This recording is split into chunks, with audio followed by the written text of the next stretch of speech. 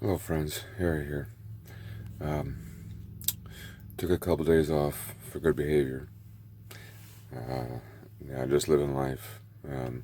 But I'm back with some more historical stuff, music. Um, Today is January 6th, 2021, and this day is significant to many people because today is called Little Christmas or Three Kings Day. It's celebrated around the world as part of Christmas. Today is the 12th day of Christmas. So 12 days of Christmas, believe it or not, really does exist. But we think of it as the 12 days leading up to Christmas, whereas Christmas Day is actually day one. Um, the 12th day of Christmas is the days between Christmas Day and uh, the time that Jesus received his own quote unquote Christmas gifts. Um, it is the travel time for the three kings. The three kings showed up 12 days later. So that is celebrated on January 6th. If you look in scripture, it did take some time for the three kings to show up.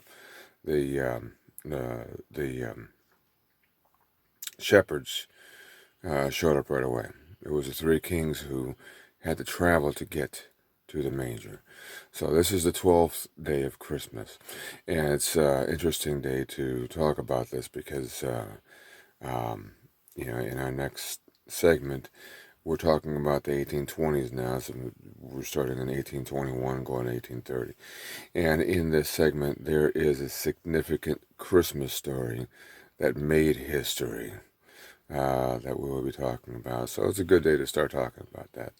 Um, so we're going to start with this.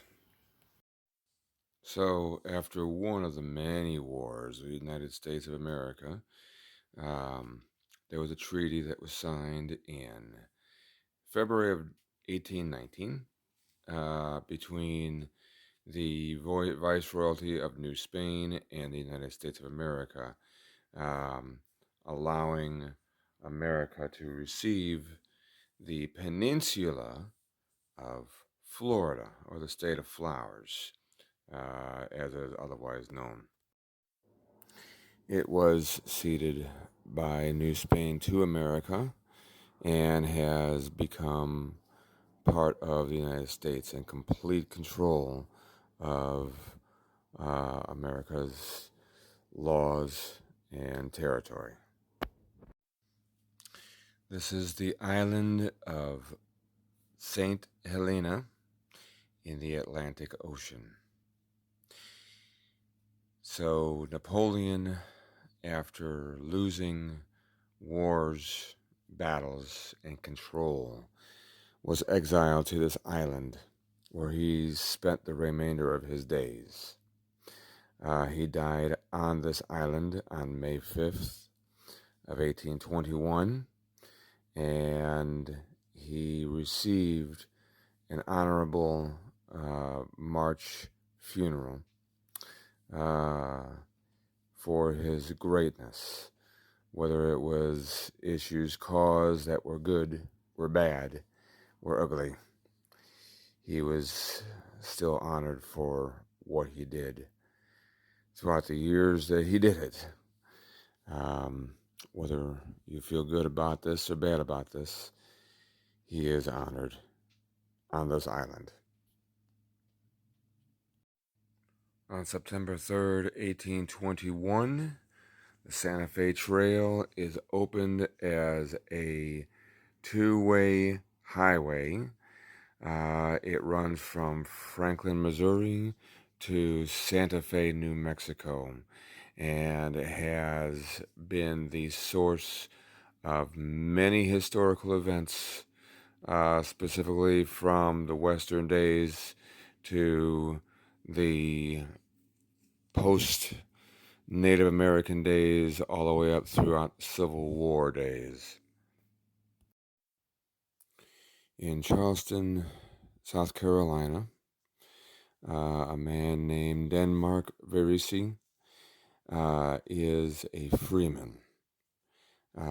He had freedom in the palm of his hand, and yet he gave it up to free slaves from their bondage. He started a revolution in um, Charleston and was captured along with 34 others as conspirators and were tried and eliminated. He led a congregation in his church, which was burned to the ground by the government. Um, However, he did stand up for what was right. He stood up for freedom, and it would come about later on in years that his dream for freedom would come true. And he is honored even today. We remember Abraham Lincoln, Martin Luther King, Malcolm X. Let us not forget Denmark Verisi, who started it all.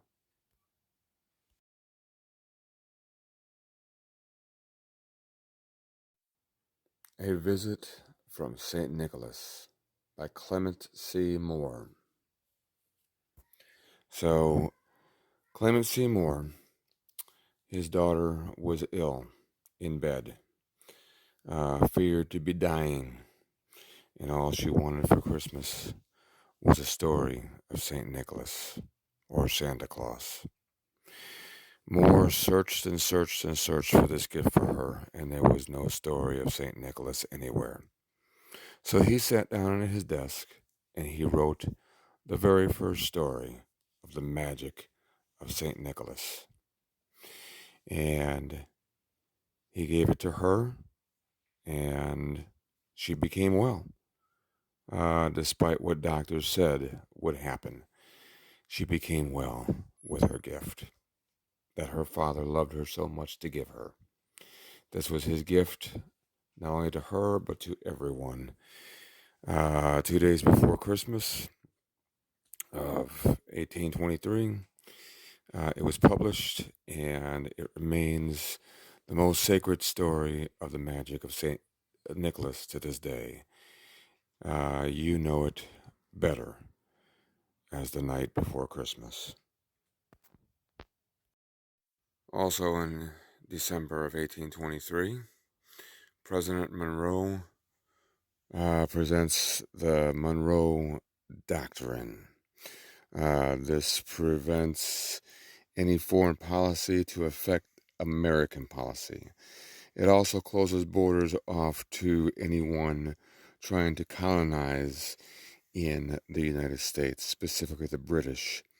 It is immediately signed, becomes popular, very famous, very infamous, to the point where people respect and people ridicule publicly.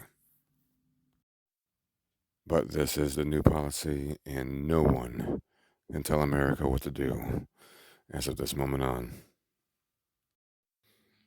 On the 50th anniversary of the Declaration of Independence, both President John Adams and President Jefferson die on the same day, July 4th, 1826. It's not a very good omen, if you ask me. This would be proceeded 2 years later with a new president of the same name, John Quincy Adams, who will take over the presidency for several years. And it is not without its own cost. The debate for him to be president was very, very dirty, very, very slashing accusation-wise, probably the worst in history. Not a good time, not a good time. but America still runs on natural gas, so to speak. March 26th, 1827, Ludwig van Beethoven dies in Vienna, Austria. Probably one of the most, if not the most, powerful and popular songwriters and conductors in world history. He is only 56 years old. On September 29th, 1829, the Metropolitan Police Service in London uh, makes its foundation of a 24-hour police service that takes the place of night watchmen. This is located in Scotland Yard and becomes very, very well known as a good source of prevention. And it becomes popularized around the world. And this is the police service that we have today, and is due to London, England, and Scotland Yard, the reason why we now have 24-hour police service. May 30th, 1830. This is one of the saddest days in American history. As a matter of fact, it is known as the Trail of Tears. This is the day that Andrew Jackson's law is put into effect. The president signed this into action to remove all Native Americans from their homes. They are driven out of the country or put on reservations. Um, and the new white man American law takes effect, and the Native Americans must subject to that law or leave. And this would be the new law forever. On August 28th, 1830, Peter Cooper races the Tom Thumb, a locomotive, against a horse, to find out that this really is a racing vehicle, perfect for bringing people from one place to another very, very fast, as if traveling on a horse. This inspires the building of the railroad throughout the country. The Presidents of the United States from 1821 to 1830. James Monroe, from March 4th, 1817 to March 3rd, 1825. John Quincy Adams, from March 4th, 1825 to March 3rd, 1829. Andrew Jackson, from March 4th, 1829 to March 3rd, 1833. All right, so now in music, every once in a while, even today, you'll find a hit that will kind of recycle itself, become a hit again, and be popular on the radio. That's kind of like the same thing even back in the 1800s. So you may hear a song or two that is redone, but all this in the 1800s is closer together. If you hear it, then you know that it just became a popular song of the day, second time around. You know, and with no further ado, now this